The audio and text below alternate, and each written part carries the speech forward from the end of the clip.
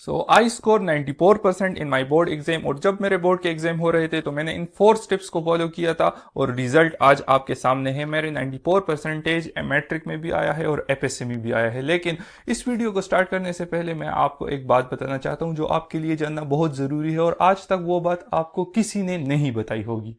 तो अगर आप हमारे एमबीबीएस के क्लास में स्टूडेंट्स देखें तो 100-110 स्टूडेंट्स होते हैं हमारे क्लास में। वहाँ पर 90 to 80% स्टूडेंट्स के अगर आप एफएससी के मार्क्स चेक कर ले और मैट्रिक के मार्क्स चेक कर ले और एमडीकेट के मार्क्स चेक कर ले तो एक खास पैटर्न आपको दिखेगा। वहाँ पर क्या होता है कि जो 90 to 80% स्टूडेंट्स होते हैं उनके एफएससी के मार्क्स मोर देन अबव होते हैं। मीन्स 93%, 94% और 95% तक के मार्क्स होते हैं उनके बोर्ड्स में। लेकिन एमडीकेट में उतने ज़्यादा मार्क्स नहीं होते। एमडीकेट में उनके एवरेज मार्क्स होते हैं। हमारे टाइम में अगर 200 में से जो थे नंबर थे तो वो उनके 180, 181 इस तरह राउंड अबाउट थे। 10 to 15% या 20% स्टूडेंट्स ऐसे होंगे जो एमडीकेट में ज़्यादा स्कोर कर लेंगे और बोर्ड में उनके मार्क्स थोड़े से कम होंगे, ज़्यादा नहीं, और वो मेडिकल कॉलेज में आएंगे।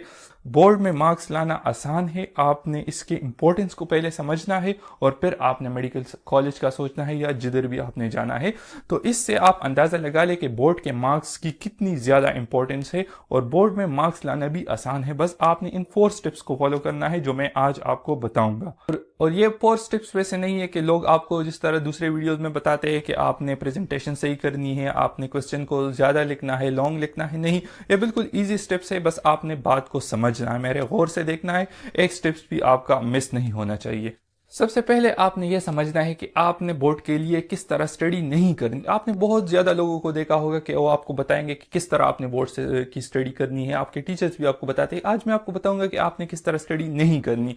आपके बोर्ड्स में जो होते हैं मुख्तलिफ सब्जेक्ट्स होते हैं, आपके 7 to 8 सब्जेक्ट या 9 सब्जेक्ट्स होते हैं और आप क्या करते हैं कि हर सब्जेक्ट के लिए एक तरह की स्टडी करते हैं। एक तरह की स्टडी आपने हरगिज़ नहीं करनी। आपने क्या करना है, बोर्ड में होते हैं, एक होते हैं साइंस के पेपर्स और एक होते हैं आर्ट्स के पेपर। साइंस के सब्जेक्ट्स के लिए आपने अलग तरीके से स्टडी करनी है, उनमें भी फिर डिफरेंट सब्जेक्ट्स होते हैं तो उनके लिए भी आपने अलग तरीके की स्टडी करनी है।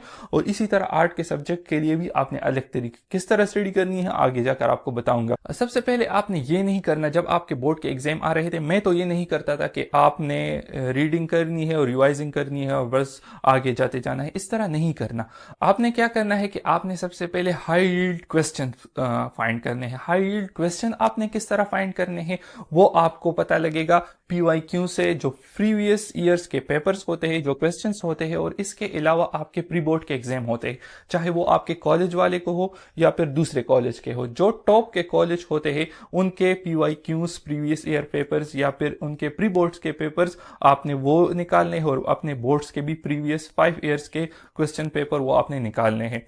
मैं क्या करता था, मेरे ख्याल में ये काम किसी ने नहीं किया होगा जो आज आपको मैं बताऊंगा। आपने प्रीवियस ईयर के क्वेश्चंस उठाने हैं 5 ईयर्स और जो भी पेपर के लिए आप स्टडी कर रहे हो उसका, और इसके अलावा जो आपके प्री बोर्ड के पेपर्स हुए हैं या अगर होने वाले हैं या कुछ कॉलेजेस के हो गए हैं, प्राइवेट कॉलेजेस के, मैं अपने इलाके के मतलब जो मेरा बोर्ड था और उसके रिलेटेड जो टॉप के कॉलेज होते उनके मैं प्री बोर्ड्स पेपर निकालता था। किसी दोस्त से पूछता था मुझे इनके पिक्चर भेज दो प्री बोर्ड के, जिधर से भी मैं तलाश कर लेता था।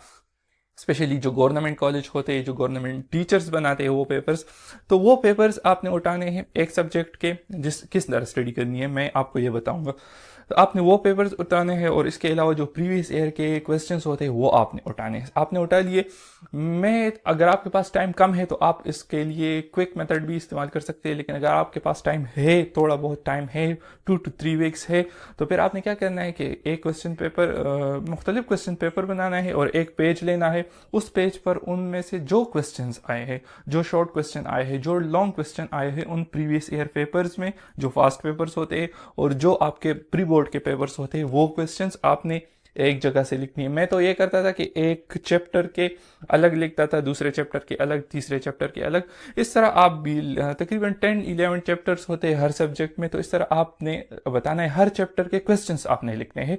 और फिर जब आप स्टडी करें तो इस क्वेश्चन को आपने इंपॉर्टेंस लाजमी देनी है। उन क्वेश्चन को बिल्कुल आपने इस तरह तैयार करना है कि बस आप ये समझे कि ये पेपर्स में आने हैं, तो इस तरह आपने उसकी स्टडी करनी है, उन क्वेश्चन की आपने स्टडी करनी है। इसके अलावा जो क्वेश्चन उनमें से रह गए हैं आपने उनको रीड देने हैं। अगर आपको वो इंपॉर्टेंस लगे तो आप उनके लिए स्टडी कर ले, वो आप स्किप भी कर सकते हैं। आपने अगर एक सब्जेक्ट करना है, एक चैप्टर करना है, तो उसको बिल्कुल अच्छे तरीके से करना है, और अगर छोड़ना है तो उसको बिल्कुल छोड़ना है अगर टाइम आपके पास कम है।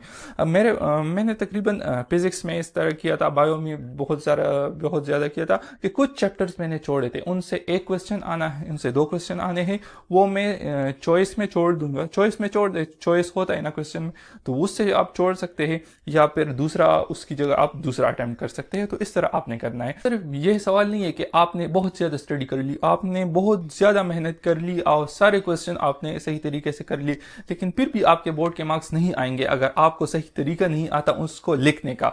ज़्यादा स्टूडेंट्स क्या करते हैं कि वो बहुत ज़्यादा लंबे लंबे क्वेश्चन लिख लेते हैं, और या बहुत ज़्यादा लोगों से आपने सुना होगा कि आपने बहुत ज़्यादा लंबी जो है वो क्वेश्चन लिखने हैं तो उसके आपके मार्क्स देंगे। नहीं, इस तरह बिल्कुल नहीं होता। ये बहुत ही गलत बात है कोई आपको ये कह दे कि आपने जो क्वेश्चन है वो बहुत ज़्यादा लिखना है तो उसके आपके पूरे नंबर नहीं मिलेंगे। इस तरह नहीं होता। बोर्ड में आपको मार्क्स देते हैं कि आपने क्वेश्चन को किस तरह लिखा है, ये नहीं देखते कि आपने क्वेश्चन को कितने पेजेस में लिखा है। ये बहुत ही मैं तो नहीं समझता कि इस पर कोई टीचर जो है वो आपको मार्क्स देंगे। तो इस तरह नहीं होता। कि आपने क्या करना है, कुछ बातों का आपने ख्याल करना है। एक होते हैं लॉन्ग क्वेश्चन, एक होते हैं शॉर्ट क्वेश्चन। शॉर्ट क्वेश्चन और लॉन्ग क्वेश्चन के लिए आपने क्या करना है, शॉर्ट क्वेश्चन को आपने एक पेज पर अगर आता है तो आपने उसको एक पेज पर लिखना है। लेकिन शॉर्ट क्वेश्चन में साइंस के सब्जेक्ट का अलग तरीका होता है और आर्ट्स के सब्जेक्ट का अलग तरीका होता है। साइंस के सब्जेक्ट में आपने डेफिनेशन लिखनी, एक्सप्लेनेशन लिखनी है, रिजल्ट, कंक्लूजन जो भी है वो लिखना है। कुछ में एक्सप्लेनेशन होती है, कुछ में और दूसरी चीज़ें होती है। अब मैं टॉपिक्स की डिटेल में तो नहीं जाऊंगा, लेकिन आपको खुद आइडिया होना चाहिए कि किस तरह होता है। इसके अलावा जो आर्ट्स के सब्जेक्ट्स होते हैं तो उसमें आपने थोड़ी सी कैलीग्राफी या फिर आपने अच्छे से लिखना है, क्लियर लिखना है कि टीचर एग्जामिनर को समझ में आए, ये नहीं कि एग्जामिनर को समझ में नहीं आई। दूसरी, वो क्वेश्चन आपने पहले लिखने हैं जिसके पूरे मार्क्स हो। पर फॉर एग्जाम्पल आपने 4 टाइप्स लिखनी है, या फिर 4 पॉइंट्स लिखने हैं, या फिर इस तरह कुछ क्वेश्चन होते हैं जिसके बिल्कुल पूरे मार्क्स होते हैं, एग्जामिनर आपसे मार्क्स नहीं काट सकता उस क्वेश्चन में, तो वो आपने बिल्कुल स्टार्ट में लिखने हैं। ये मेरे टीचर ने हमको बताया था कि वो क्वेश्चन आपने स्टार्ट में लिखने हैं जिसके पक्के नंबर होते हैं, जो आपसे नहीं ले। फॉर एग्जाम्पल एक क्वेश्चन में एक्सप्लेनेशन है और दूसरे में आपको 4 टाइप्स के नेम्स बताए हैं और उसके एक एग्जाम्पल, तो यकीनन बात है कि वो 4 टाइप्स का क्वेश्चन और उसके साथ एक एग्जाम्पल, उसके मार्क्स पूरे मिलेंगे आपको। तो इस तरह क्वेश्चन आपने ढूंढने हैं और वो सबसे स्टार्ट में लिखने हैं। तो स्टार्ट में एग्जामिनर जब आपको पूरे पूरे मार्क्स दे देते हैं 3-4 क्वेश्चन के, तो उसको आइडिया हो जाता है कि स्टूडेंट अच्छा है, स्टूडेंट ने स्टडी की है। और वो बाकी के क्वेश्चन अगर आपने उतने अच्छे नहीं भी लिखे फिर भी आपको उसके पूरे मार्क्स मिल जाते हैं। तो इसका आपने लाजमी ख्याल करना है। इसी तरह आर्ट सब्जेक्ट में भी करना है। आर्ट सब्जेक्ट में जिन क्वेश्चन के आपके पूरे मार्क्स आपको दिए जाते हैं आपने उनको अच्छे से लिखना है, उनको स्टार्ट में लिखना है, और फिर जो आपको थोड़े से कम अच्छे से आते हो तो फिर आपने उनको लास्ट में ले जाना है। और फिर होता है लॉन्ग क्वेश्चन। तो लॉन्ग क्वेश्चन का ये मतलब नहीं है कि आप जो है वो 5-6 पेपर्स जो है वो उनको भर दे और वो आपको पूरे मार्क्स मिलेंगे। नहीं, इस तरह नहीं होता। आपने लॉन्ग क्वेश्चन के पैटर्न को देखना है, लॉन्ग क्वेश्चन किस तरह का आया है। लॉन्ग क्वेश्चन एक आया है या लॉन्ग क्वेश्चन के 2 पार्ट्स है, तो उसके हिसाब से आपने लिखना है। और फिर पेपर प्रेजेंटेशन, अगर आपको पेपर प्रेजेंटेशन नहीं भी आती ना तो फिर भी आप पेपर को अच्छे से प्रेजेंट कर सकते हैं। किस तरह प्रेजेंट कर सकते हैं, सबसे पहले पेपर को आपने सिंपल रखना है। बहुत ज़्यादा लाइंस, हर जगह लाइन नहीं करनी। ये बात नहीं है कि बहुत ज़्यादा लाइंस आप मारेंगे, बहुत ज़्यादा कैलीग्राफी आप करेंगे, बहुत ज़्यादा हर चीज़ के नीचे लाइन या हर चीज़ को अंडरलाइन करेंगे तो इससे आपको मार्क्स मिलेंगे, नहीं मिलेंगे भाई। ये अगर आपने चीज़ सही लिखी है और आपने ज़्यादा लाइन या ज़्यादा कैलीग्राफी नहीं भी लिखी तो भी आपको पूरे मार्क्स मिलेंगे अगर एग्जामिनर को उसकी समझ आती है। सबसे पहले ये जहन में रखना है कि एग्जामिनर के लिए आपने आसानी पैदा करनी है। आप जिस तरह भी आसानी पैदा करें, लाइन आप क्यों लगाते हैं, क्योंकि एग्जामिनर को आसानी मिले, उसको पता हो कि एक क्वेश्चन खत्म हुआ है, दूसरा क्वेश्चन स्टार्ट है, या फिर ये पेज का एंड है इसलिए यहाँ पर लाइन है। तो इस तरह उनको आइडिया होना चाहिए। अगर आप पेपर को बहुत ज़्यादा ऊवर बनाएंगे, बहुत ज़्यादा चीज़ें भर देंगे उसमें, तो वो ऊवर लगेगा, वो अच्छा नहीं लगेगा। इस वजह से आपने प्रेजेंटेशन अगर करनी भी है तो इतनी ज़्यादा नहीं करनी कि आपका टाइम भी वेस्ट हो जाए और आपकी दूसरी चीज़ें भी आपसे मिस हो जाए। अगर उसकी जगह आप एक क्वेश्चन को अच्छे तरीके से लिख लो तो वो आपको ज़्यादा फायदा देगा। प्रेजेंटेशन के मार्क्स नहीं मिलते, प्रेजेंटेशन सिर्फ इसलिए करते हैं कि एग्जामिनर को पता लगे, एग्जामिनर को आसानी हो मेरा पेपर चेक करने में, और उसको ये लगे कि स्टूडेंट ने जो है वो स्टडी की है बस, बाकी और कुछ प्रेजेंटेशन का मतलब नहीं है। और कुछ बोर्ड्स में प्रेजेंटेशन बिल्कुल काम ही नहीं आती। अगर आप ई शीट्स की बात करें तो इससे आपने जान छुड़ानी है, प्रेजेंटेशन आपने उतनी करनी है जितनी ज़रूरत है, टाइम ज़्यादा वेस्ट नहीं करना, एग्जामिनर के लिए आसानी पैदा करनी है बस। फिर बात आती है एमसीक्यूज की। एमसीक्यूज बहुत इजी है, साइंस सब्जेक्ट के इजी है। अगर आपने साथ में एमडीकेट देना है तो आपने एमडीकेट के लिए स्टडी की होगी, साइंस सब्जेक्ट्स के एमसीक्यूज ज़्यादातर आपको आते होंगे। एक दो आपको नहीं आते, किसी से पूछ ले, आपको वो बता देगा एमसीक्यूज। लेकिन एमसीक्यूज में कोशिश करें कि आपके पूरे मार्क्स आ जाए। जब एमसीक्यूज में आपके पूरे मार्क्स आते हैं तो बहुत आसानी हो जाती है, और बहुत कम मार्क्स फिर आपके पार्ट बी में कटते हैं और पार्ट सी में। तो ये ख्याल रखना है कि एमसीक्यूज में आपके पूरे मार्क्स आए। किस तरह आने हैं? उर्दू इंग्लिश में तो ये आपको सबक पढ़ने पड़ेंगे। अगर आपने एफएससी में अपनी स्टडी की होगी तो वो आप कर लेंगे एमसीक्यूज।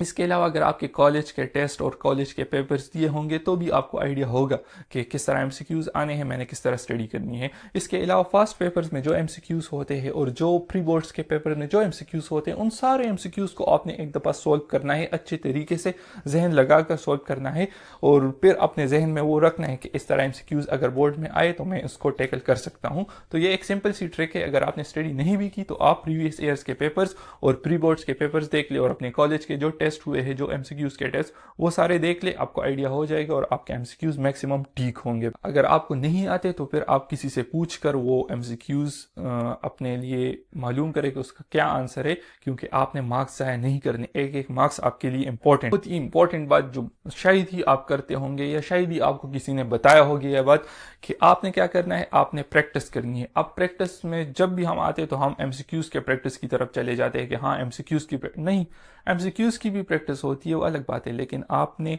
बोर्ड के पेपर्स के लिए भी प्रैक्टिस करनी है। आपने इस तरह नहीं करना कि सिर्फ स्टडी करके जाना है बोर्ड्स की तरफ, नहीं। आपके जो प्री बोर्ड्स के एग्जाम है वो बहुत ज़्यादा इंपॉर्टेंट है अटेम्प्ट करने के लिए, क्योंकि उससे आपको टाइम मैनेज करना आ जाएगा। उस आपने पेपर को किस तरह अटेम्प्ट करना है, क्वेश्चन को किस तरह लिखना है, ये सारी चीज़ें आपको तभी समझ आएगी जब आप पहले अटेम्प्ट करोगे पेपर। जितनी ज़्यादा आप पेपर अटेम्प्ट करोगे, अगर आप प्री बोर्ड्स नहीं जाते, अगर आप कॉलेज नहीं जाते, घर में, तो घर में आपने अटेम्प्ट करनी है पेपर। कम से कम एक पेपर के लिए आपने 2-3 मरतबा पेपर अटेम्प्ट करना है। प्रीवियस ईयर के पेपर अटेम्प्ट करें, या फिर किसी कॉलेज के, मुख्तलिफ कॉलेज के प्री बोर्ड्स के पेपर जो है वो आप अटेम्प्ट करें, तो उसको आपको आपके माइंड में क्लैरिटी आ जाएगी कि आपने इस क्वेश्चन को किस तरह लिखना है, एक आंसर को किस तरह प्रेजेंट करना है टीचर में, कि उसको आसानी में लगे और उस टीचर को ये लगे कि इस बच्चे ने स्टडी की। तो क्विक समरी ये है कि आपने सबसे पहले समझना है कि कौन से सब्जेक्ट की आप स्टडी कर रहे हैं, ये आर्ट्स के सब्जेक्ट है या साइंस के सब्जेक्ट है। डिटेल वीडियोज़ में बनाऊंगा, और भी गाइडेंस वीडियोस बोर्ड्स के पेपर्स के हवाले से आएगी, तो उसमें मैं और डिटेल आपको बताऊंगा। सबसे पहले आपने ये समझना है कि कौन से सब्जेक्ट की आप तैयारी कर रहे हैं, आर्ट्स है या साइंस है। उसके बाद आपने हाई यील्ड क्वेश्चन प्रिपेयर करने हैं। हाई यील्ड किस तरह प्रिपेयर करने हैं, आपने पास्ट पेपर्स देखने हैं प्रीवियस 5 ईयर्स के। उसके अलावा प्री बोर्ड्स के पेपर्स आपने उठाने हैं जो आपके टॉप के कॉलेजेस होते हैं उनके, और उनकी एक लिस्ट बनानी है एक सब्जेक्ट की, जो भी सब्जेक्ट हो, सारे सब्जेक्ट की बनानी है। शायद मैंने ये फर्स्ट ईयर में किया था, सेकेंड ईयर में ज़्यादा नहीं किया था, लेकिन फर्स्ट ईयर में किया था, और मेरे 571 मार्क्स आए थे फर्स्ट ईयर में, जो कि आप अंदाज़ा लगा सकते हैं कितने हैं आउट ऑफ 600। इसके अलावा फिर आपने तरीका सीखना है कि आपने किस तरह तरीका अटैम्प्ट करना है, पेपर को किस तरह अटैम्प्ट करना है, प्रेजेंटेशन किस तरह से करनी है, लॉन्ग क्वेश्चन को किस अंदाज में लिखना है, फिर शॉर्ट क्वेश्चन को किस तरह लिखना है। तो ये आपको आना चाहिए। पेपर को किस तरह ईजी वे में एग्जामिनर को प्रेजेंट करना चाहिए, ताकि वो उनको लगे कि ये बच्चा जो है वो पढ़ने वाला है और उसको मैं पूरे नंबर दे सकता हूँ, वो सेटिस्फाई हो। अगर उसका मूड ख़राब हो और उसका आपका पेपर उठाया हो तो उस पेपर से उनका मूड अच्छा होना चाहिए। इस तरह आपने पेपर को प्रेजेंट करना है। एंड लास्ट इंपॉर्टेंट बात, आपने पेपर अटेम्प्टेशन को सीखना है। पहले से आपने पेपर को अटेम्प्ट करना है। सिर्फ एमसीक्यूज की बात नहीं है कि एमसीक्यूज आपने किस तरह करेक्ट करने हैं, उनके लिए प्रैक्टिस करनी है, वो तो आपने करनी ही करनी है। आपने पेपर अटेम्प्टेशन पर फोकस करना है। प्री बोर्ड्स के पेपर्स आपने देने हैं। हमारे कॉलेज में क्या होता था, हम हर वीक हमारे 2 लॉन्ग टेस्ट होते थे, और वो बिल्कुल बोर्ड के एग्जाम के पैटर्न के होते थे, लेकिन वो टेस्ट होते थे उनमें ऑप्शन नहीं होता था, और फिर बोर्ड्स के पेपर में ऑप्शन होते हैं जो हमारे और उस वजह से हमें पेपर अटेम्पटेशन बहुत इजी लगती है जब हम मेन बोर्ड के एग्ज़ाम देने चले जाते। तो और वीडियोस मैं बनाऊंगा बोर्ड के हवाले से, आपको और भी गाइड करूंगा। और अगर इस वीडियो से आपका कोई भी फ़ायदा हो तो आपने अपने दोस्त के साथ लाजमी शेयर करनी है, क्योंकि जब आप दूसरों की मदद करते हैं तो अल्लाह ताला आपकी मदद करता है। ये मैंने खुद आजमाया हुआ तरीका है। आप दूसरों की मदद करें, आपके साथ इतना अच्छा होगा कि आप हैरान होंगे कि ये मेरे साथ कैसे अच्छा हुआ। और ये तो आपने दूसरों की मदद करनी है, अपने दोस्त के साथ शेयर करें जिनके भी बोर्ड एग्ज़ाम है। और अगर आपको फ़ायदा हुआ है तो आप मुझे कमेंट में बता सकते हैं। जो भी आपको टिप चाहिए, जो भी आपका क्वेश्चन है, या जो भी अच्छी बात आप कर सकते हैं, आपने कमेंट करना है। और नेक्स्ट वीडियो में मिलेंगे। अल्लाह हाफिज़।